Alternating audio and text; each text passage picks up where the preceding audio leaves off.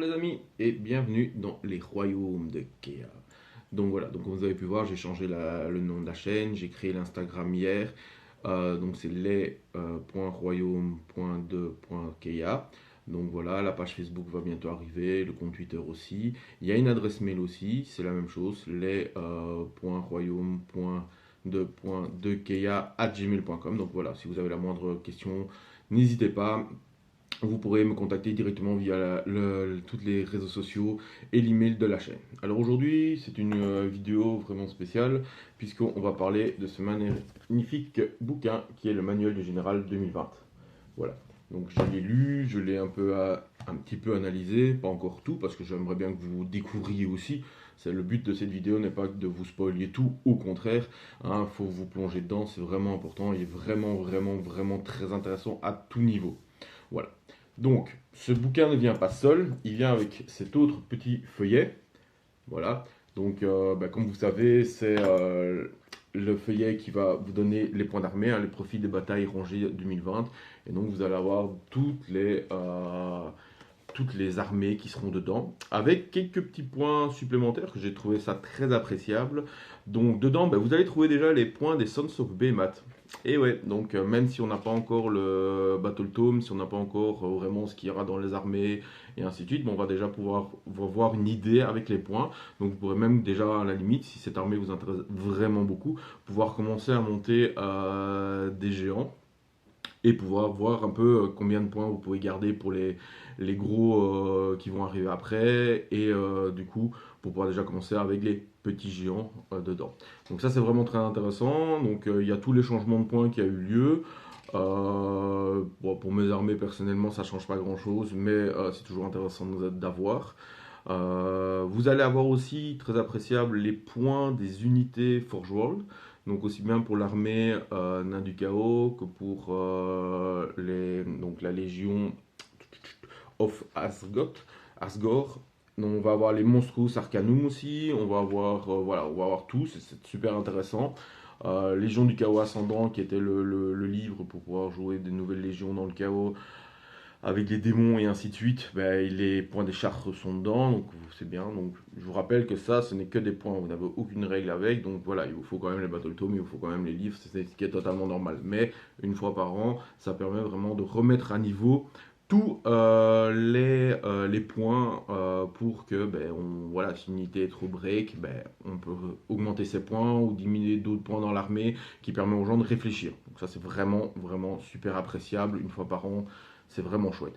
Il y a aussi tous les profils de Warhammer Legend. Pas les profils, les points de Warhammer Legend. Alors, qu'est-ce que Warhammer Legend? Pour beaucoup de gens qui ne connaissent pas Warhammer Legend, en fait, Warhammer Legend, c'est toutes les unités qui ont disparu, tout simplement. Donc, ça va du duc bretonien, par exemple, aux esclaves Skaven, comme par exemple, je ne sais pas moi, les gobelins sur loup, voilà, un peu tout ce qui a disparu, vous avez encore les points.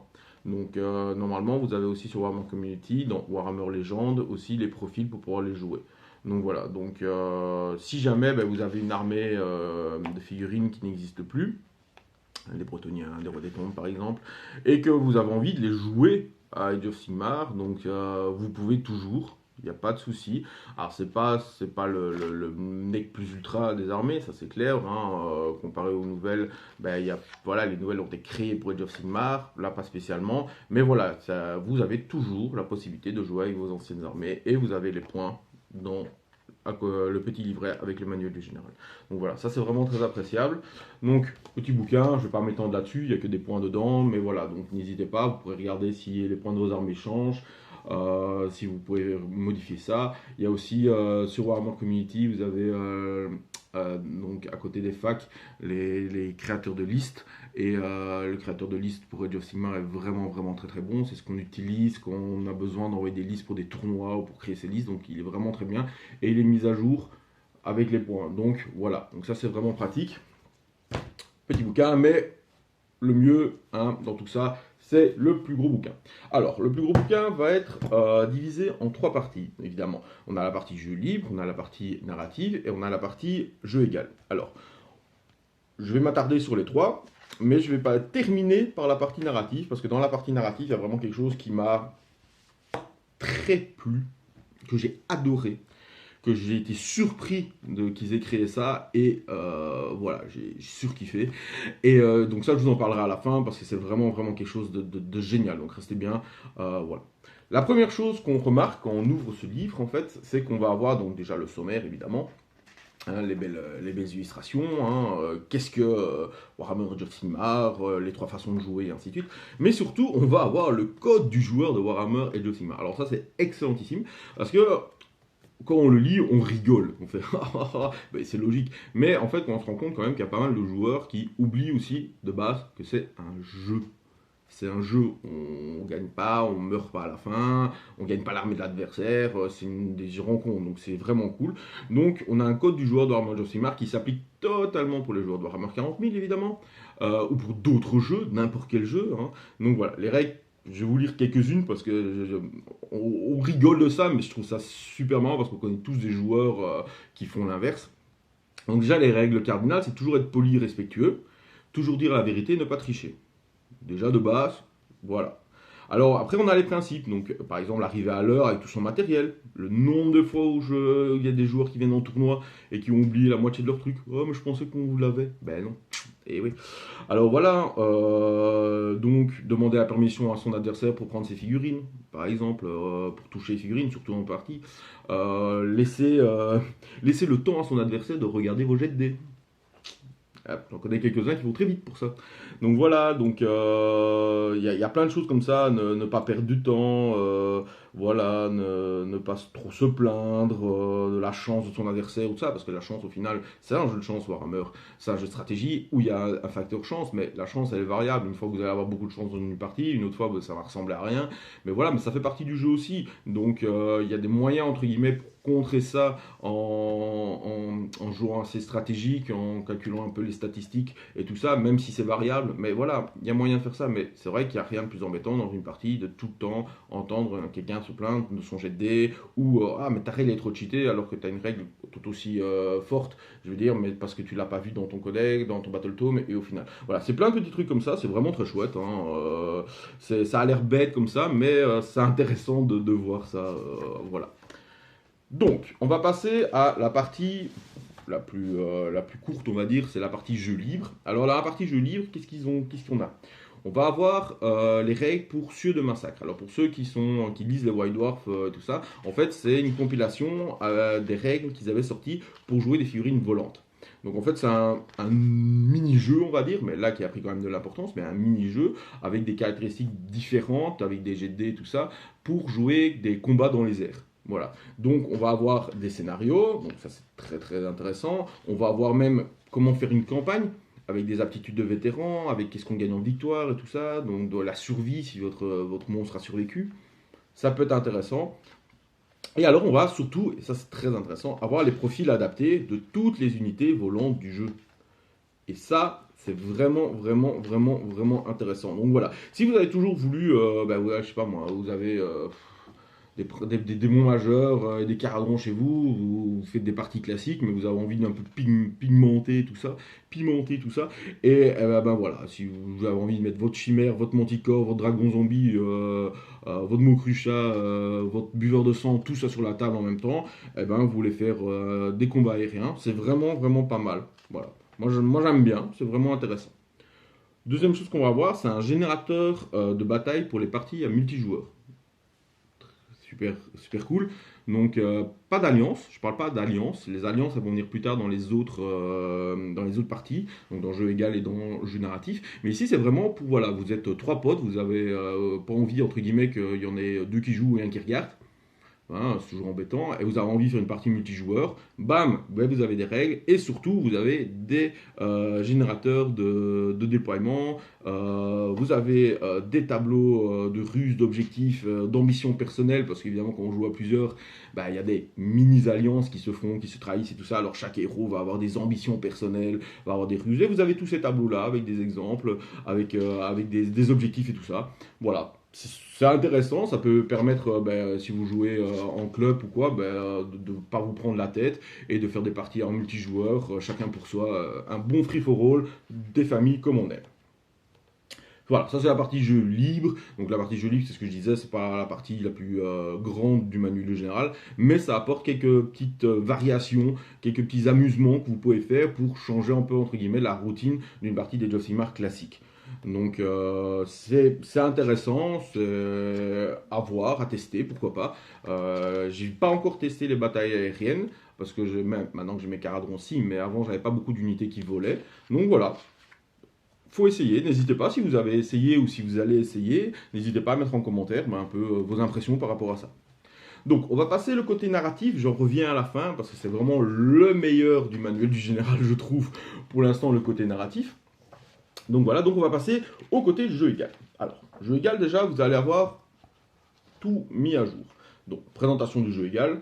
Qu'est-ce que le jeu égal? Donc voilà, vous faites des parties à 1000, 2000, 3000, avec les points, voilà, les scénarios et ainsi de suite. Donc, partie classique entre guillemets, on va dire.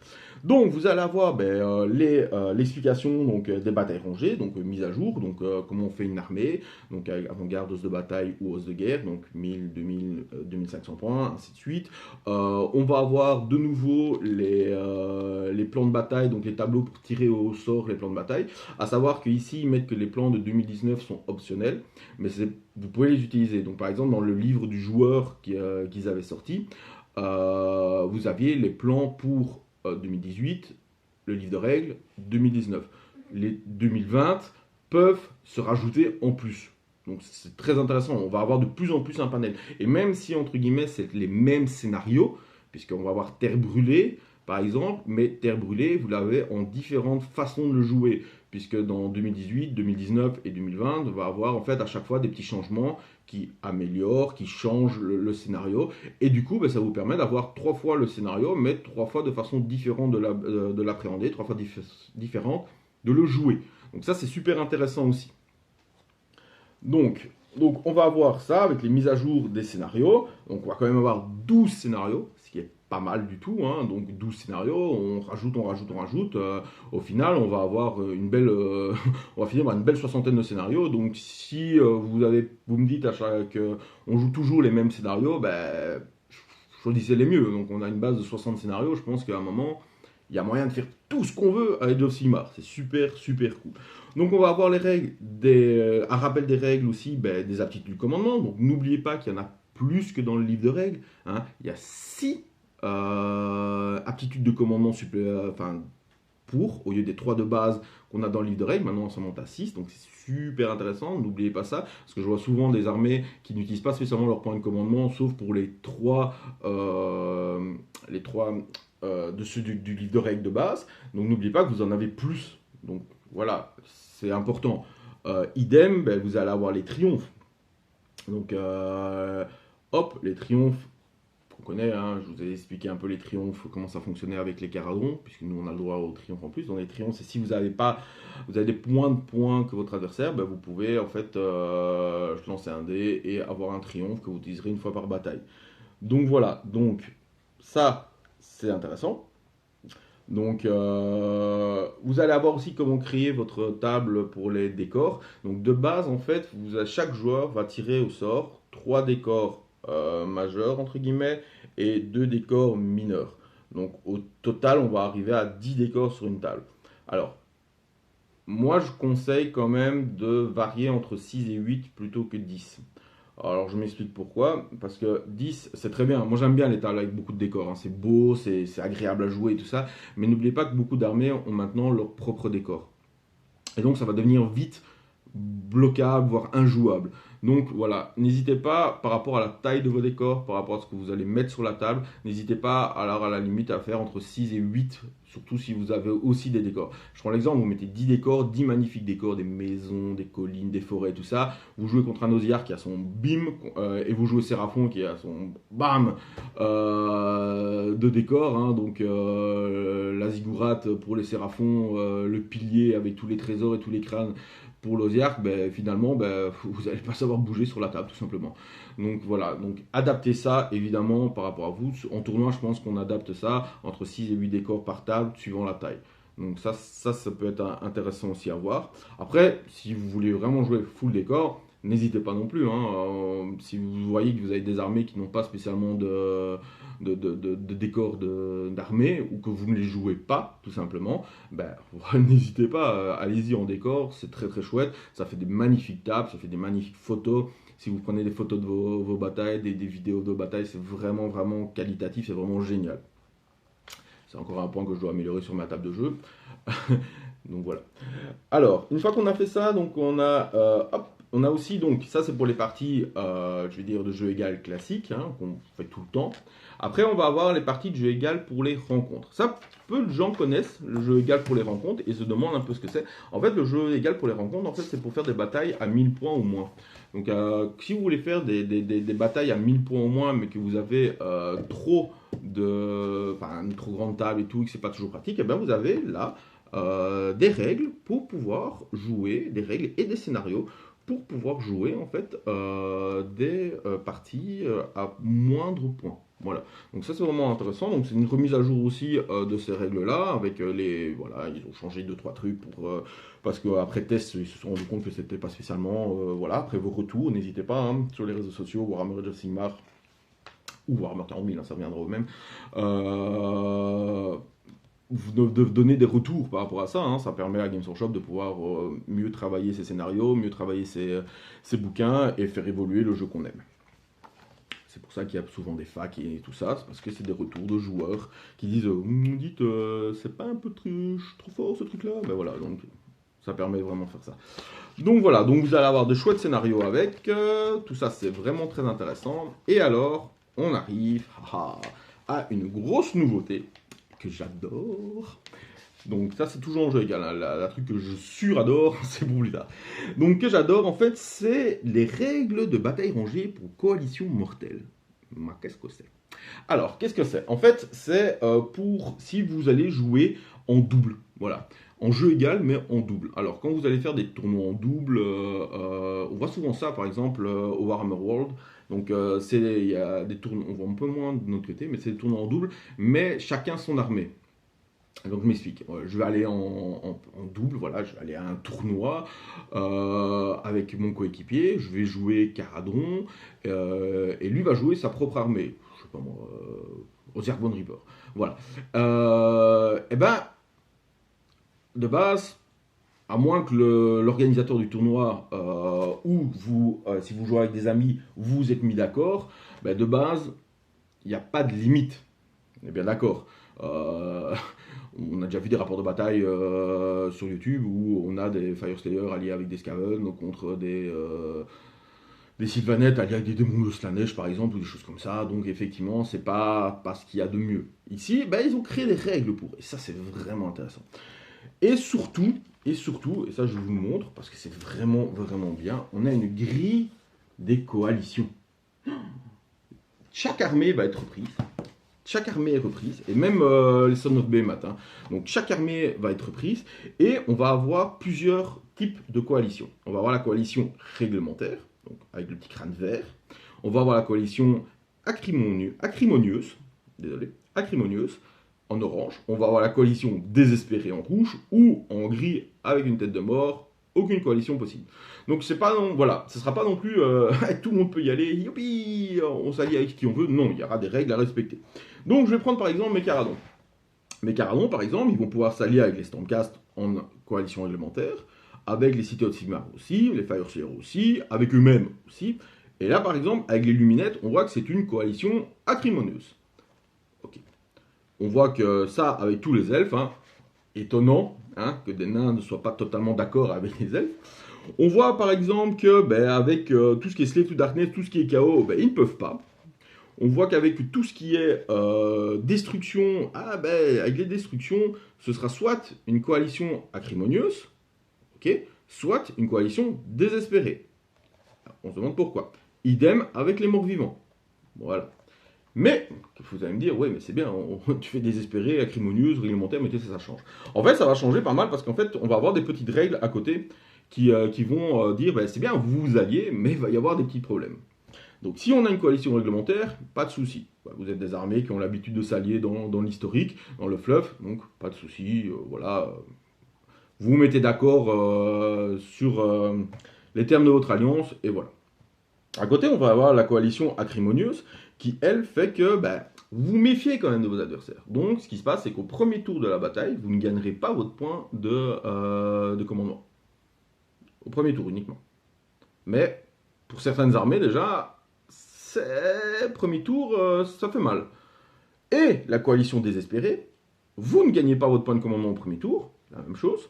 Mais surtout, et là, c'est là où on voit que des alliances désespérées, faut vraiment bien réfléchir avant de les faire, c'est que pendant votre phase de vos mouvements normaux, on a bien dit, en fait, vous traitez les unités des armées du joueur, de votre allié, comme des unités ennemies.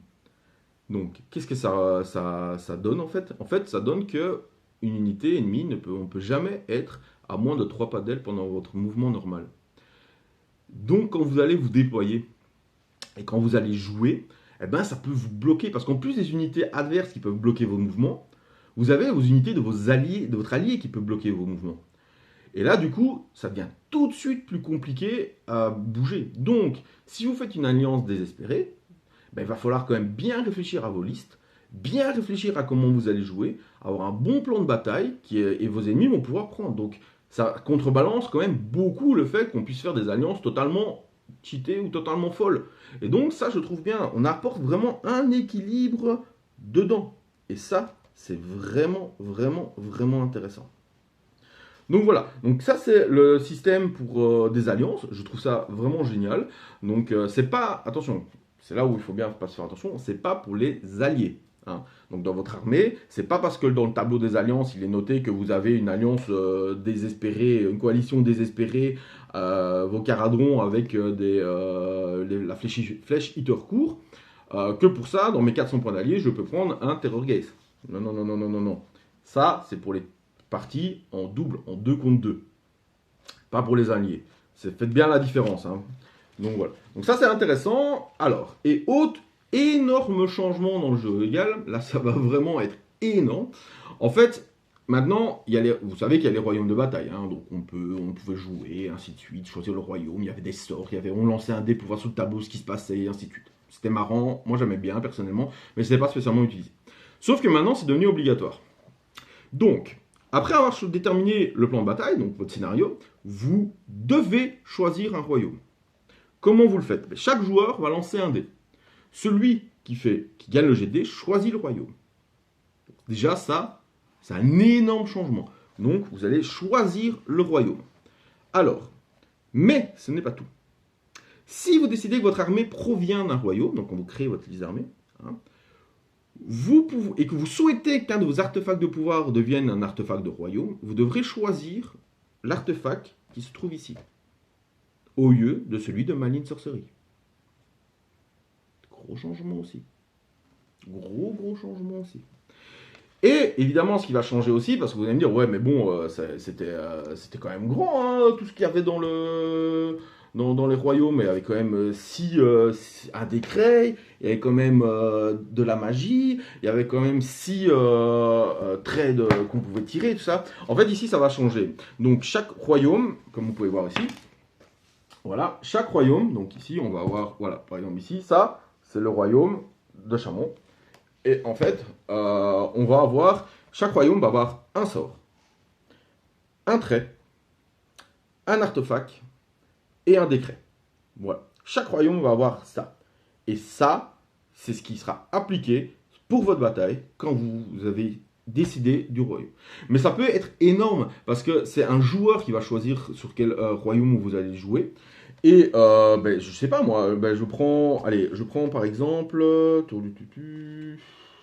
Alors, celui que j'avais vu, que je ne dise pas de bêtises. Voilà, on prend Ish.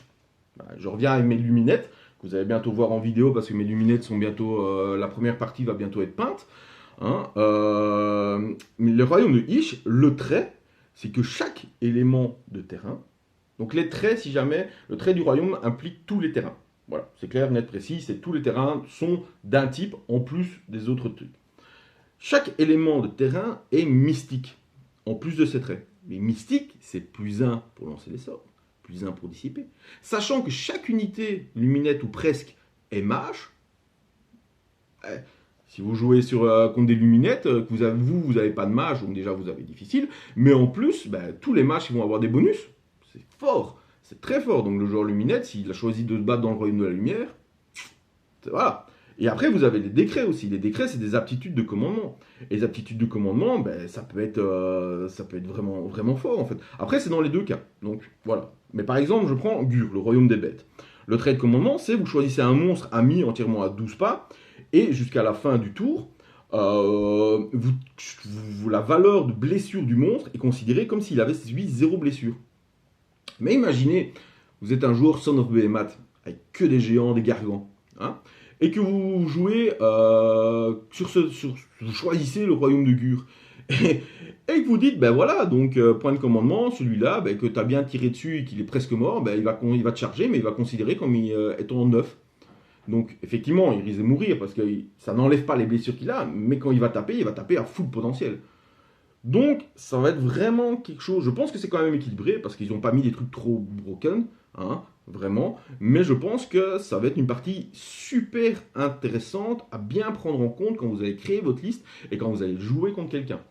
Donc voilà. Donc c'est vraiment devenu obligatoire puisque c'est maintenant, c'est vraiment vous devez choisir le royaume mortel sur lequel vous êtes dans la partie égale.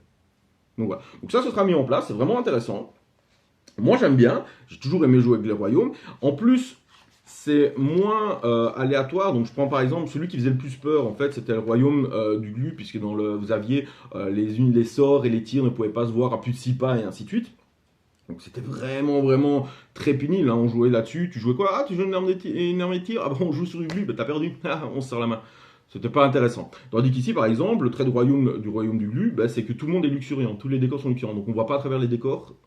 Sauf si on a le vol ou que la créature qui est derrière a le vol. Donc c'est intéressant parce que ça confirme dans l'aspect que ben, c'est des ombres, c'est sombre, qu'on voit pas très bien, mais sans que ça soit totalement broken en disant bah, tu vois pas, donc tu sais pas tirer. Donc voilà, je pense que c'est vraiment super intéressant. Je suis content qu'ils aient rendu ça obligatoire. Je suis peut-être sûrement un des seuls qui va être content d'avoir rendu ça obligatoire. Mais voilà, j'aime beaucoup. La dernière partie du jeu égal, ben, c'est des packs de tournois en fait. Packs de tournois de bataille rangée, de rencontres, de coalitions mortelles et ainsi de suite. C'est voilà, bataille par équipe. C'est des aides en fait. Packs de tournois par équipe, c'est des aides pour créer vos propres tournois. Voilà, donc si vous avez besoin d'aide pour créer votre premier tournoi, ben, dans le manuel du général, ben, ça va noter voilà, comment est-ce qu'on peut faire un tournoi. Donc intéressant aussi. On va passer maintenant à la partie narrative. La partie que j'apprécie énormément dans ce livre-ci, même si la partie jeu égal m'intéresse énormément. Je vous ai montré les changements qu'il y a eu, c'est très très intéressant.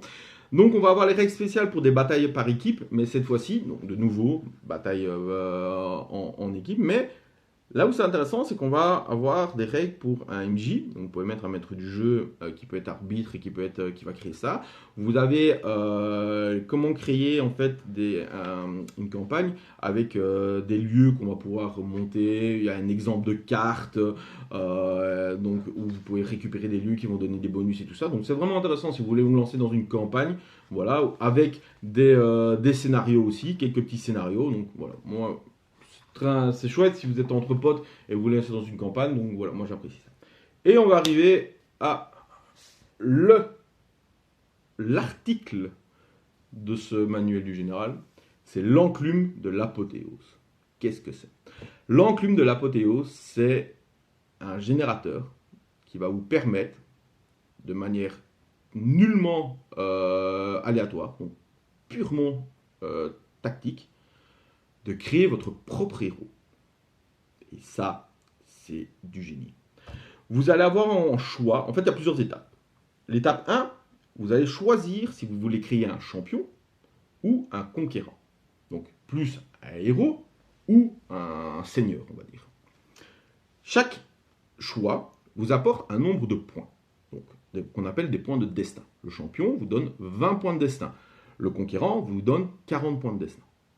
Ces points de destin, en fait, vous allez les dépenser.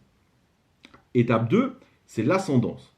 Donc l'ascendance, c'est quoi? Vous allez choisir de quelle race vient votre héros. Et là, vous avez 23 races différentes. 23 races du monde de Warhammer différentes que vous pouvez choisir pour créer votre héros.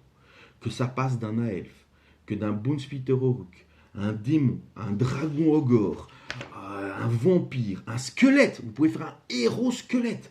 Vous pouvez faire une goule, un malignant, un skaven. Voilà, il y a vraiment 23 races différentes qui vous permettent de pouvoir de créer. Maintenant, et ça c'est vraiment génial parce qu'ils ont pensé à tout, vous pouvez créer un elfe, mais vous ne pouvez pas créer un... Vous avez en dessous les armées dans lesquelles votre héros va pouvoir aller. Donc, vous ne pouvez pas créer un méga démon et dire, ben, mon méga démon, en fait, il va donner mon général de mon armée Caradhran Overlord. Eh ben non, ben non.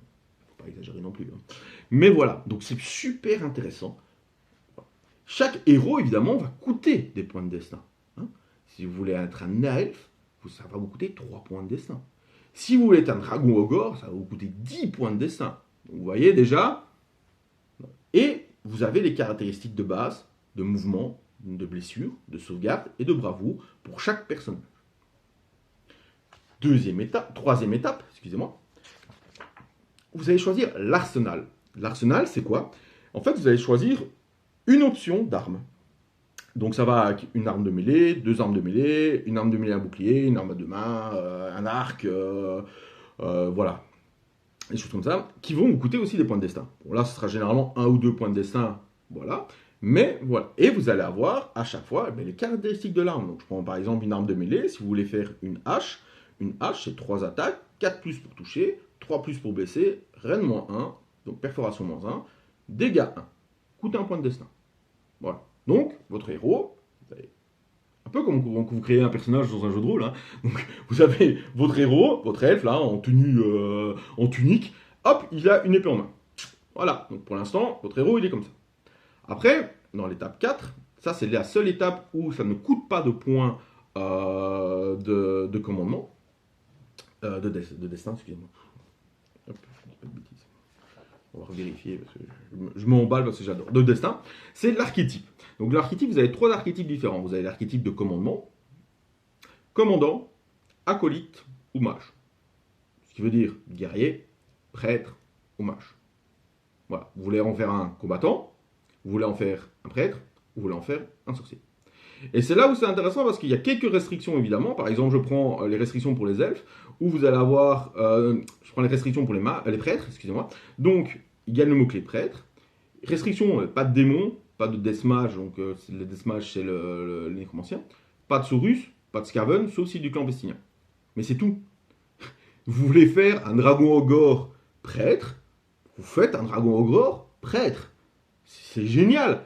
Et il va avoir une invocation d'une prière, il va avoir 2 différentes, une invocation courroucée et bouclier de foi par exemple, et vous allez avoir un prêtre dragon ogre. C'est génial, c'est super intéressant. Vous avez un squelette prêtre. Enfin, je veux dire, imaginez la conversion que vous allez pouvoir faire d'un squelette prêtre.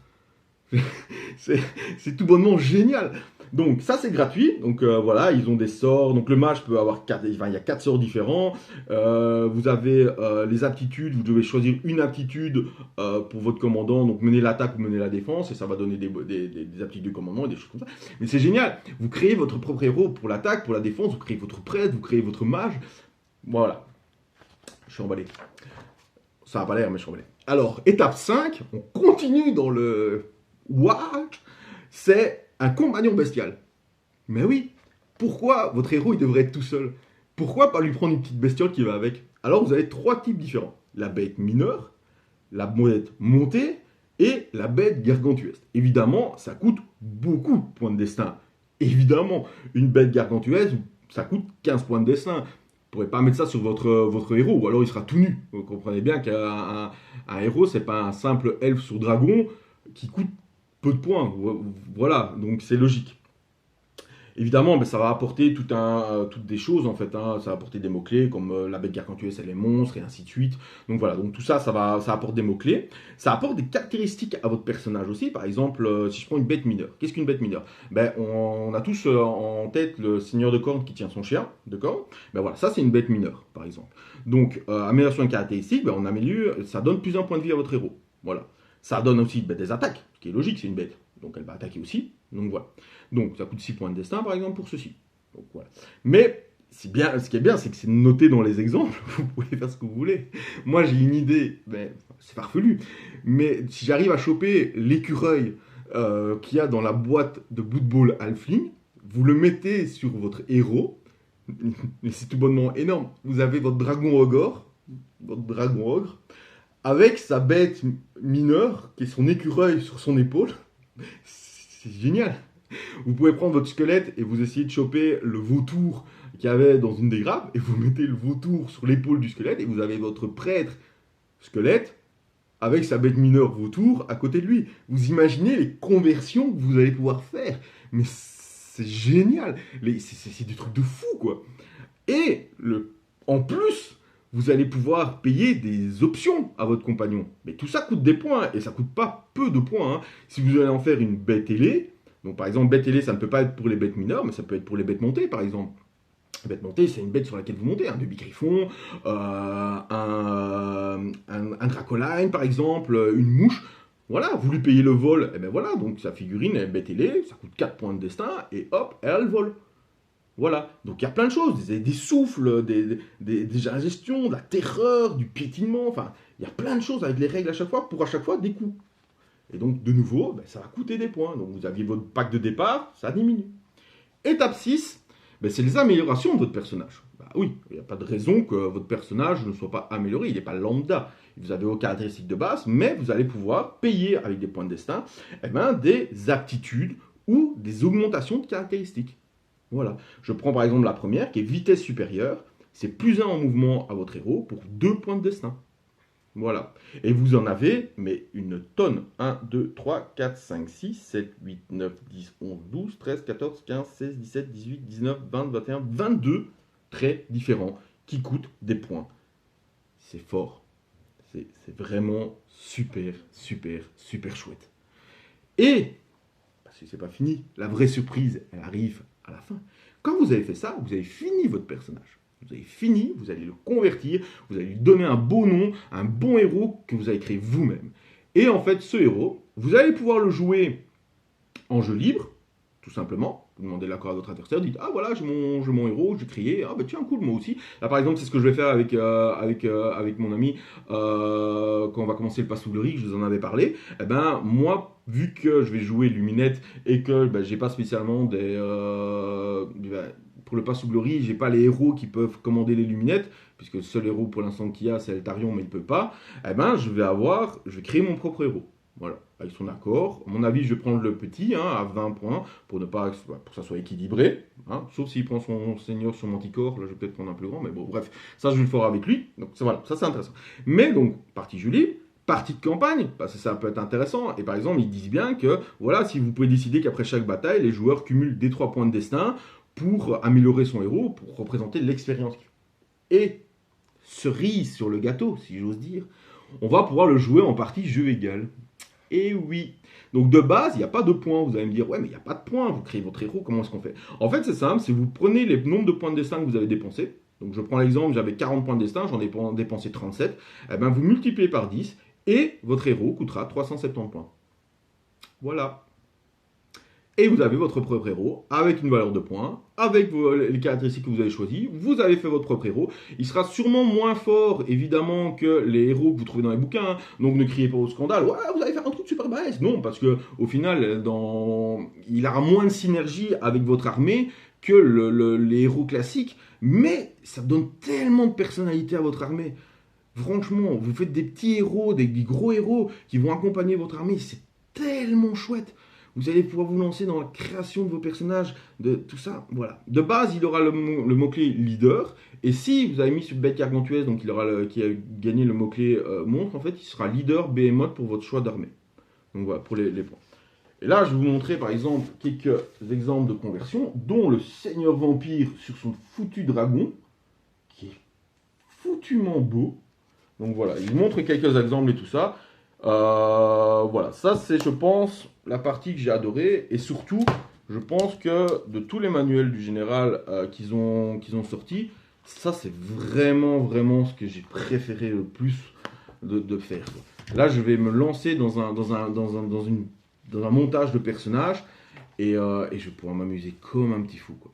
Donc voilà, c'était la présentation du manuel du général. En gros, parce que j'aimerais bien que vous, voilà, vous trouviez vous-même. J'ai pas envie de vous expliquer page par page, comme d'autres font, parce qu'au final, ben, on perd le plaisir de feuilleter le livre nous-mêmes, on perd le plaisir de découvrir par nous-mêmes.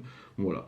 Et puis, je ne suis pas à l'abri d'avoir fait une erreur en lisant certaines choses. Donc, je préfère quand même ne pas non plus trop m'étancher sur chaque point précis. Voilà. J'espère que ça vous a plu. N'hésitez pas le petit pouce bleu, de vous abonner. Donc voilà, n'hésitez pas à aller vous abonner à mes réseaux sociaux. Donc généralement, ce sera les royaumes de Keia avec à chaque fois un point entre, puisque certains sites n'acceptent pas les tirets. Donc voilà. Je rappelle aussi aux deux gagnants du concours, Orvé et Derek, qui ne m'ont pas encore voilà, contacté. Donc j'ai leur bon cadeau. Donc voilà, dès qu'ils me contactent, on s'arrangera pour ça. Voilà, je vous dis merci de m'avoir suivi.